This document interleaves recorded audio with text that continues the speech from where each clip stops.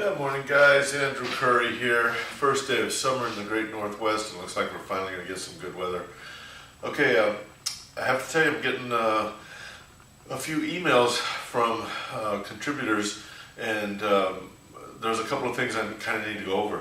First off, if you're not coming to class, then I can't really answer your questions through an email specifically enough to deal with any issue that you're having. I'd like you to keep in mind that Tai Chi isn't just a rational movement methodology. In fact, it comes directly out of Taoism. Everything that, that Taoism is lives in this practice of Tai Chi. And as you know, Taoism is based on two pillars. Confucius, which is actually a bastardization of the word Kung Fu Tsa, and Lao Tzu. These two guys represent the rational and the intuitive aspects of Tai Chi. Somewhere in the middle of those two extremes is the practice. It's a middle way practice. It's a life practice. It's not intended to be understood per se just with one side or the other. In other words, if you're completely rational about this, in my experience, you'll drive yourself nuts because there's just too much detail and there's too much information to accept or to explore rationally.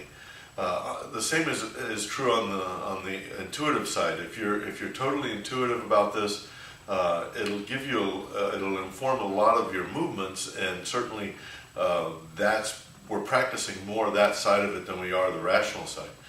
But the problem is that if you're just intuitive, then you don't have anything to bring to bear when you need to make a shape. If I could, I'd probably describe the rational as being yang and the intuitive as being yin. But see, even that, at where I'm practicing, the definitions really get pretty foggy.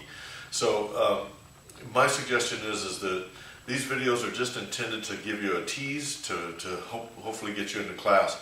If you come to class, I can answer your questions more specifically.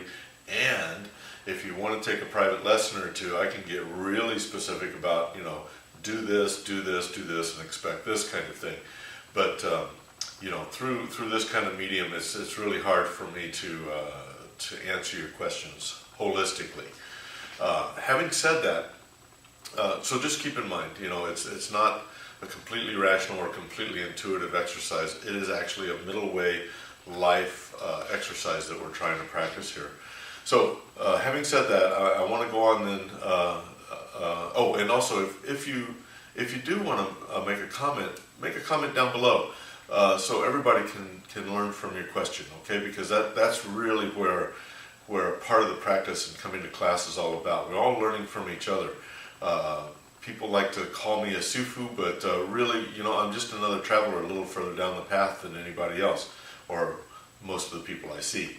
There's a lot of people even further down the path than myself, and I look for them for guidance as well. So we're all learners here. We're always learning all the time. I don't have all of the answers. I'm just another player, just like you guys, hopefully. Now, so I want to get into the second half of the form very quickly. To me, and we haven't spoken about this on the videos yet, but to me, I break the form into metaphysical objects, kind of like symbols. So you might say, like the first half of the form, this is just a simple opening. It's simply saying, hi, I'm here, I'm ready to play. Then warding off right, left, and right are basically just receiving energy without giving anything back. Now, if you play Tai Chi, you know that warding off is receiving energy, but there's also a giving back side of it as well. But all we're concerned with in the beginning of the form is just learning to relax, receive the energy, receive gravity and momentum, and not have it throw us off our feet. Then, roll away, press, and push. This is the first time that we encounter what I'd call walking step movements. Okay, you're learning how to shift your weight before you make your shape. Shift your weight before you make your shape. And that goes contrary to a lot of the other family styles, but that's the way we do it in Chin Tzu or the body mechanics of Tai Chi as prescribed by William Chen. So put your foot, make a shape. Put your foot, make a shape. So that's what the rollaway press and push really represents. It's also the best way and the classic way of playing with other players not in your style. Everybody does rollaway press and push slightly differently. And the 4 forearms exercises and all those things all come out of rollaway press and push. Very classic postures. If you practice nothing but rollaway press and push, you'll be good.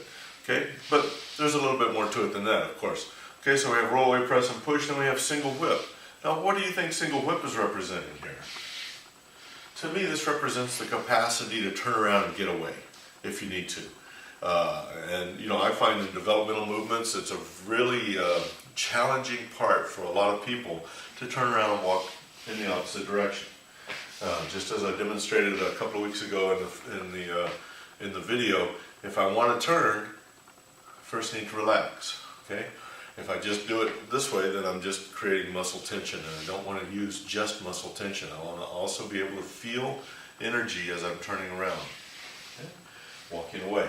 So we get into the turnaround phase. Now I break down the entire form into 3 movement segments because they seem to kind of go together. That's the intuition that I've developed over 35 years of doing Tai Chi. It may not be the one that suits you, but it's the one that the easiest way I've found to teach this. Now, if we get into the second half, so we're crossing hands in front of the heart. The second half begins by a weak block on the left side, a weak block on the right side, and then embrace the tiger. So what we're really trying to do there is we're learning how to set up ourselves on the diagonal. I can't tell you how frequently in classes people get to a certain stage of development, and then all of a sudden I ask them to turn on the diagonal, and it just freaks their rational mind out. So this isn't something that something that you can experience rationally, but it's not something that you need to concern yourself about except intuitively. Okay, so crossing hands in front of the heart, we're going to block, embrace the tiger.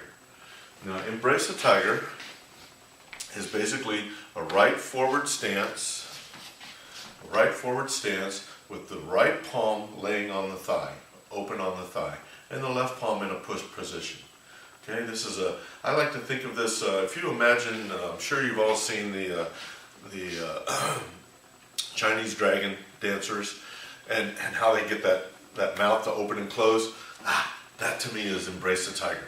Okay, it looks like a big mouth opening right here. So that's the way I feel about that. And it's on the diagonal. So if this were the prime, north, south, east, west line, we're going to turn and we're going to go to the southeast.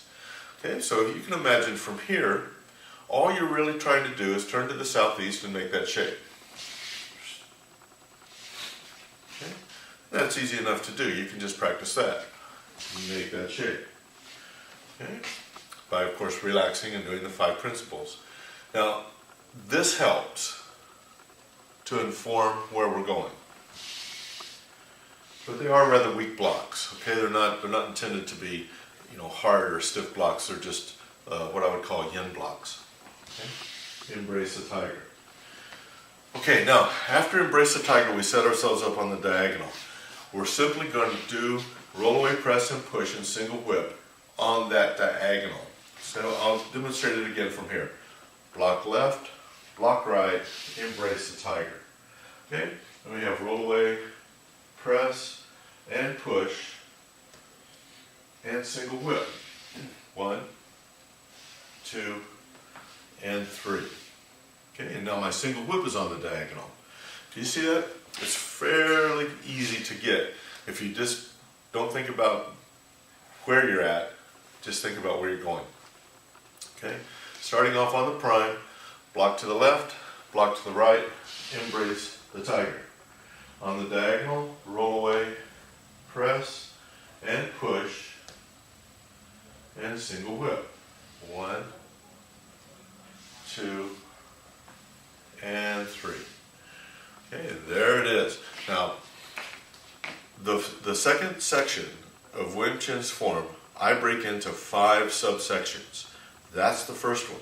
Okay, and what it's informing us about is how to move on the diagonal, how to bring our rational mind into the diagonal, which can be a little bit of a challenge, but try it and see if it works for you. The next series will go from diagonal single whip, through, fist under the elbow, retreat step, repulses the monkey, and we'll get back to single whip, back on the prime. Okay? So that's where we're at. Class is beginning. Folks are showing up outside and making a lot of noise, so I'll sign off for today. See you next time. Good luck, good practice. Thanks for watching.